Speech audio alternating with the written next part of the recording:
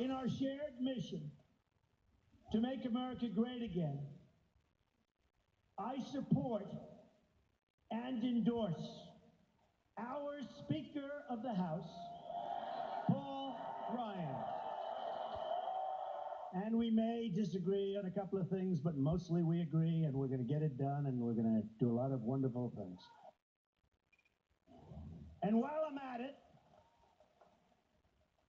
I hold in the highest esteem Senator John McCain for his service to our country in uniform and in public office, and I fully support and endorse his reelection. I also fully support and endorse Senator Kelly Ayotte of New Hampshire. He didn't mention it as a New Hampshire event the next night. Yeah, oh my God, we're all laughing here. How do you describe what just happened there? Because you know he can say I support and endorse, look, without reading the Speaker of the House, Paul Ryan. I fully support Senator John McCain. It's like I And that's support Kelly who's this guy? Ayotte. She's a rising star. John You don't need to read that. Paul Ryan. And the thing is, we're talking about how it's a hostage figure. He's acting.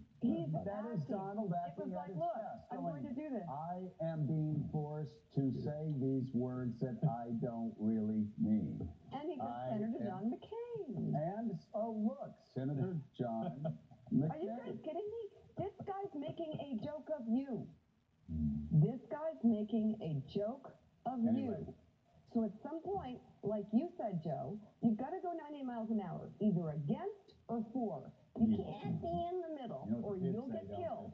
You'll die politically. What do they say? What the kids say, nobody ever stops you when you're going 90 miles an hour. He's making a joke of you. That's actually the problem for the Republicans. You either get in Trump's camp, get in the camp, or you say, I am going to destroy this guy. I'm going to spend every waking second of my life taking it to this guy and destroying him and crushing him and making sure that Republicans get reelected in the Senate. You don't go halfway. They've gone halfway. They're in the middle of the road, and they're going to get run out. I mean, he singled those three out. He singled those three out with the Washington Post, that interview with Phil Rucker, because all three of them have been critical of him as anybody else in terms of getting attention. And, you know, you look at when does Donald Trump when is he at his weakest as a presidential candidate? When someone has attacked him and he latches back. That's what happened with the cons.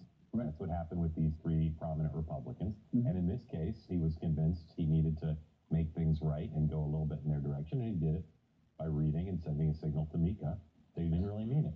So don't you think if you're going to endorse Donald Trump, and if you truly believe he is good for America, that you should be out campaigning with him? If you're a Republican, you should be working with him, and you should be saying, this guy is great for America. And if you don't think that anything you've seen over the past 2 to 3 weeks, when, you know, the general really got into full swing and you really started seeing a message that was for all Americans, if you don't believe 100% in your gut that he is good for America, shouldn't you be on the other side of that vehemently? Okay, well, let's not even do right and wrong. Let's just talk about what's best cynically and politically. Okay, well,